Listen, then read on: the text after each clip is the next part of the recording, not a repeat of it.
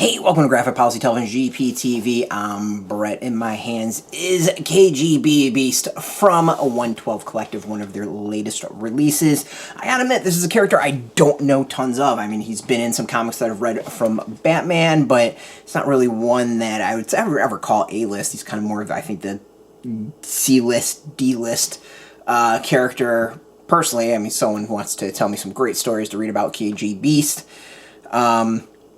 Cool. I would like to hear it, but yeah, I still got the figure because I think the figure is a fascinating one. Very, I think, different generally from the 112 releases from Mezco. So I'm excited to open up and check out the actual figure himself. Go through and do the usual, so we can see the full display here.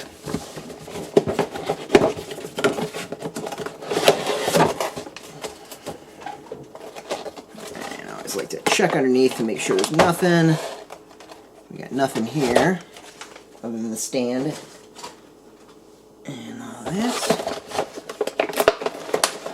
That said, this is a character I don't know tons of. Like I really do come in with very little very little expectations as far as design. I vaguely remember the character being in animated series for a little bit, like a bit.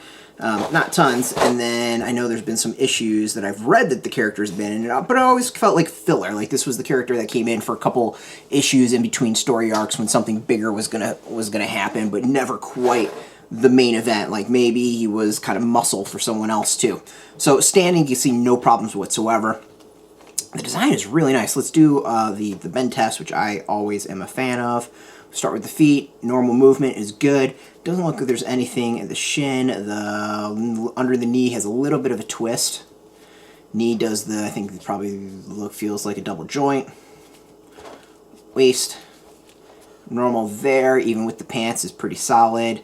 Let's check the kind of the chest. We get a little bit of movement on the chest. Good pivot on the chest, side to side, a little bit back and forth.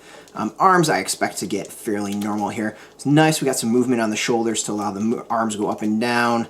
No problem there. And then shoulder we get kind of normal, or the elbow we get the normal. And then wrist. Oh, interesting on this one. So we get pivot at the forearm, I guess that would be, on top of the wrist. So that's, to me, that's fairly interesting. Oh, maybe that's just the... Yeah, no, there's pivot at the forearm. I do see pivot at the forearm. Let's see if there's some over here, too. Nope. There's none right there.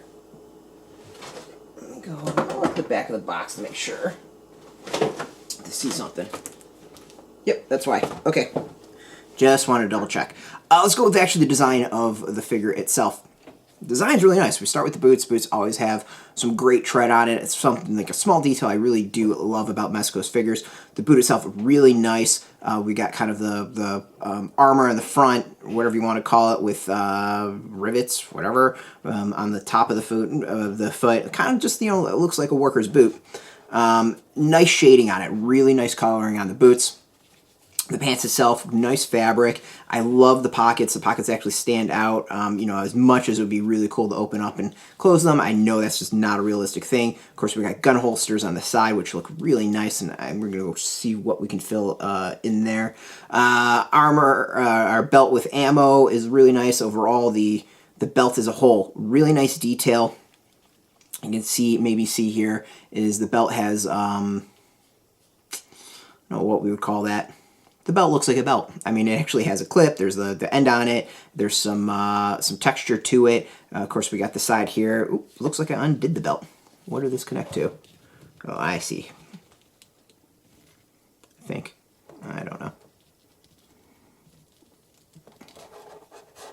Yeah, well, I undid the belt, and I'm sure that was going to be a huge pain in the butt to get back.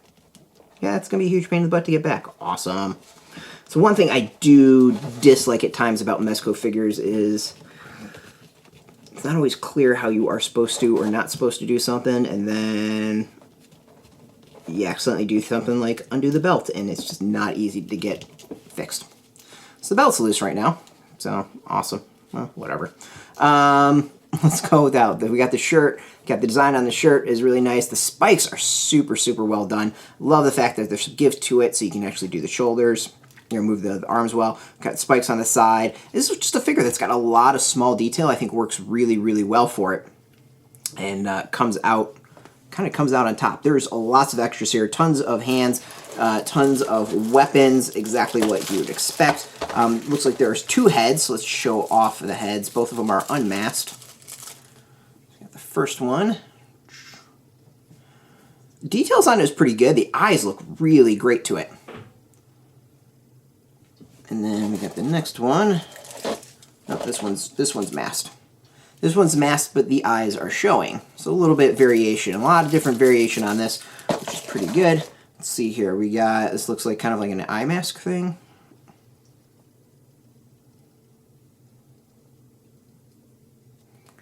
I'm going with this as like a kind of a Deathstroke mask sort of thing going on there. As I said, I don't really know the character all that well, so this is kind of interesting to go in a DC character that's just not necessarily my thing. Lots of extras. So we got the scythe, really kind of a cool weapon. I think that's fairly new to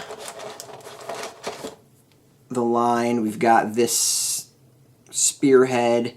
I mean, the weapons, these metal weapons are all pretty flat as far as coloring, which is fine. It is what it is. We got the sword. The sword does fit in the back. He's got a giant sheath in the back for that. There's tons of places to put stuff, too. I mean, that's the crazy part, is they have to go through and put everything. Got a hammer. Hammer is not metal on the end. The hammer's actually a little bit nicer than everything else. It's a different color metal on the end of there, but I'm wondering if we can. Yeah, I'm thinking we can. Yeah, it's kind of cool. You can go throughout his hammer on the back if you want to. There is a larger hammer for you to go have some fun with. Like the smaller hammer, it's got some good, actually really good shading to it. I think it's better than the sword and the scythe. You can do that. There we go. That's actually kind of cool. That's pretty neat to be able to do that. Let's see here. What else we got? Got a bunch of hands and guns. The guns, we got a pistol. And the clip of the pistol does come out. And as usual, we get the details of bullets within the clip, which is pretty good. Where can we put it? We've got a spot in the side, holster.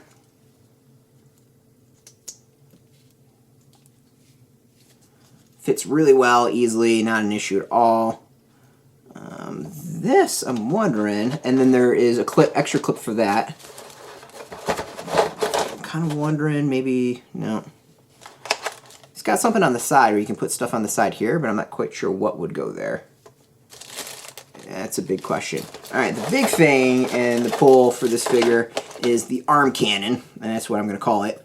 We got a clip that comes out, bullets at the end of the clip. This has actually got some much better detail than the rest of the guns. We can see some variations of gray, some shading, some black. And that comes on his arm here. Somewhere here. What am I missing? Oh, there we go.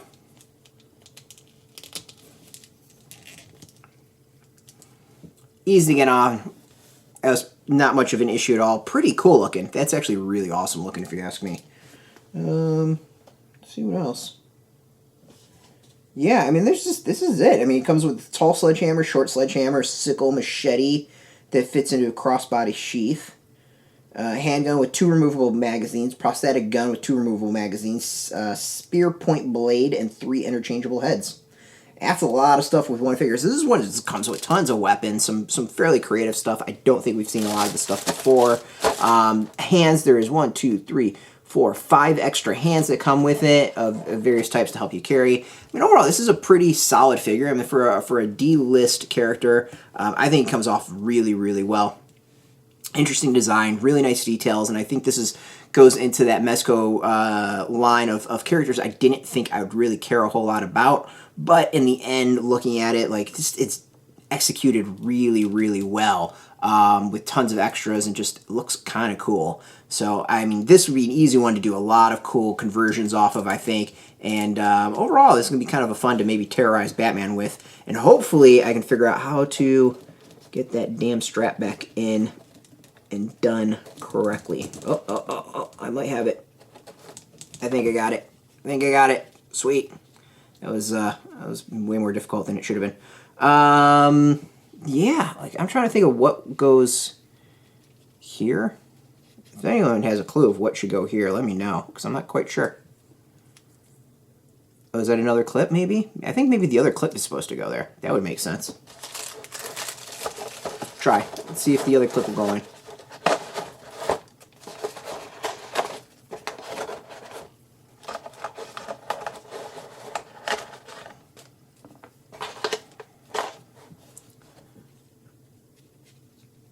Yeah, I think that's it. Yes, no? Someone else agrees, disagrees with me on that one? That looks kind of right. And would make sort of sense as to the side of the body's on. So yeah, I mean, this is potentially, it has a lot of potential as far as a figure. Tons of extras to it. This is kind of a fun one. This is definitely interesting. It's something different from the Mezco line.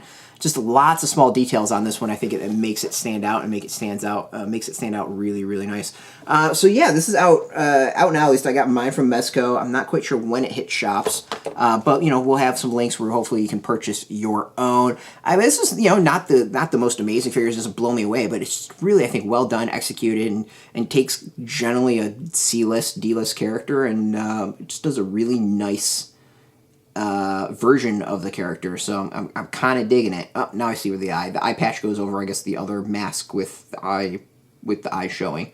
Yeah, so if you're into Mezco, if you're into 112 Collective, check us out every single day at graphicpolicy.com. We're on Twitter, Facebook, YouTube, Tumblr, all at Graphic Policy. Keep it nice and consistent. Until next time, take your toys out of the box and keep it geeky.